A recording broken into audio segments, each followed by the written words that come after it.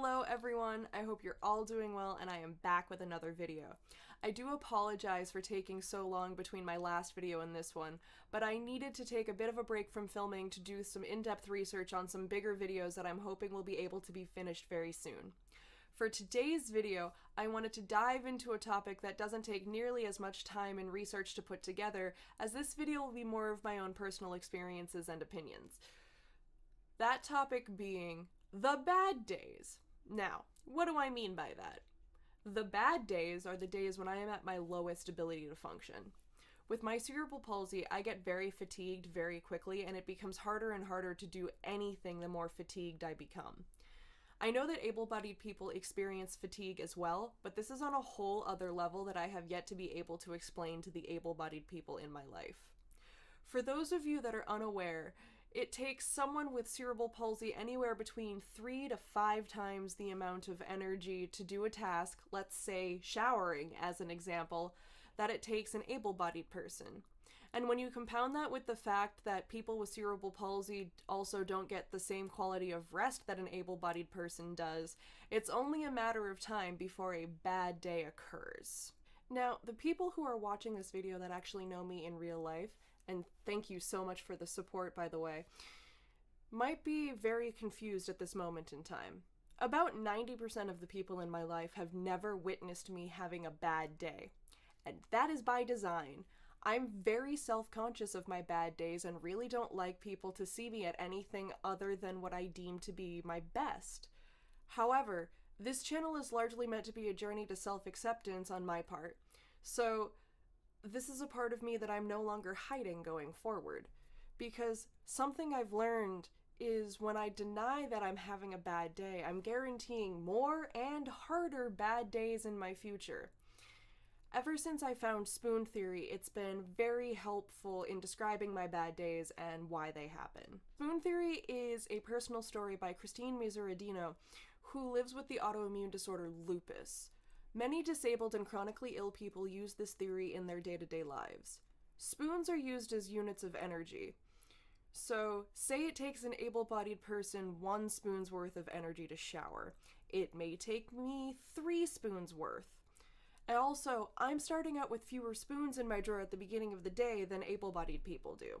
So by the time I've used those 3 spoons, suddenly I have a dearth of spoons and may not be able to finish whatever tasks I need to get done. At the point when a person has run out of their daily allotment of spoons, there's a decision to be made. That person can either be done for the day and begin resting and recharging for tomorrow, or they can borrow spoons from tomorrow's drawer to power through today. There's a danger to choosing the second option, as I learned from years of borrowing against myself, which is that no matter how much you borrow, it's still never enough. There will never be enough spoons in my drawer, and I'm doing my absolute best I can to make peace with that. Specifically, in regards to this video, it took me days longer to get the script for this video written and edited than I would have liked, because I've been having a long string of bad days and very few spoons to get me through. So, what do my specific bad days look like? I'll often spend the whole day in bed or on the couch. My bad days are more often than not filled with fatigue and pain. With my cerebral palsy, I am in pain 100% of the time, and even the good days involve working through and dealing with the pain of my fatigued muscles and bones. But there gets to be a point where I can't push through and a truly bad day begins.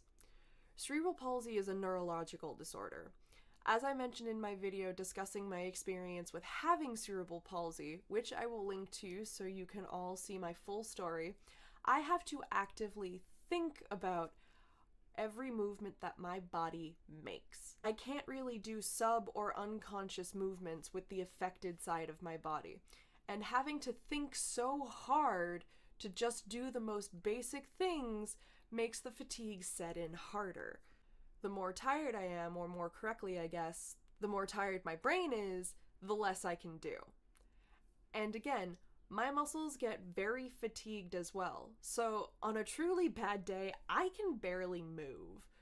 There have been many bad days where I either can't get my leg or arm to move because I'm too tired and too weak to be able to actively push through. And on the bad days that I can get them to move, my legs will often buckle beneath me, and all of my movements will be incredibly shaky. Even with my unaffected limbs, I'm dealing with the consequences of a lifetime of overcompensating. One of the most common symptoms of cerebral palsy in adults is premature aging due to things like overcompensating. So, just by trying to live my life, I've accidentally made myself worse. Awesome! And the more fatigued I get, the more the pain increases. My pain levels usually bounce around between a 2 to a 6, but if I ignore the fatigue, I'm guaranteeing at least an 8 on the pain scale the next day. And I used to ignore the fatigue all the time. Even now, I can still fall into this trap sometimes. When you're in pain and fatigued every day of your life, it can be hard to tell when things are worse until it's too late and you can't move. In a weird way, I have appreciated the quarantine of 2020 because I could finally give my health my full attention. In 2020, a good day for me was about 2 hours of activity a day and resting the rest of the day. I also finally got a wheelchair for the days that I can't walk well enough. I already have AFOs and a cane, but I realize that there are days where I need even more help. The other aspect of the bad days is how much they affect my mental health. About 25% of people with cerebral palsy also suffer from depression, and indeed, I've been diagnosed with depression. Now, my depression stems from abuse and trauma that I've suffered, some of which has had to do with my disability, but sometimes just being disabled is enough to mess with my head. I'm so sick and tired of being sick and tired. I just want to have energy and not be in pain. I want to be able to see my friends and do things I love without having to painstakingly plan those things, and have all of my mobility aids and meds with me in case I need them. I want to be able to go places on my own without my caretaker for long periods of time. Though, side note, my caretaker is also my partner who I love very much, so that part is usually okay.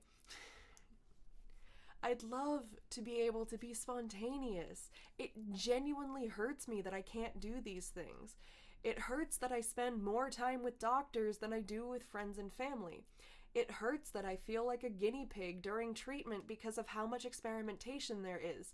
I understand that it's necessary, but it still takes a toll. This week, for example, I was given a new diagnosis to add to my already hefty list of diagnoses because cerebral palsy often goes hand in hand with other disorders, and I'm just really sad about it. I'm happy that I'll be able to get treatment for it, but I'm just so sad I have it in the first place. I try my very best to have a positive outlook on my situation because when you look at it, my quality of life is still pretty good, all things considered. But the bad days will often have me crying about how sick and tired I am of being sick and tired.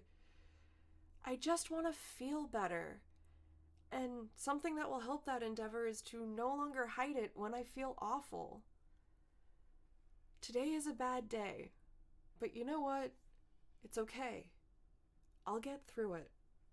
Thank you so much for watching this video. Please like, comment, share, and subscribe. I appreciate all the support, and hopefully it won't be such a big gap between videos next time. Stay safe, stay sane. I will see you soon.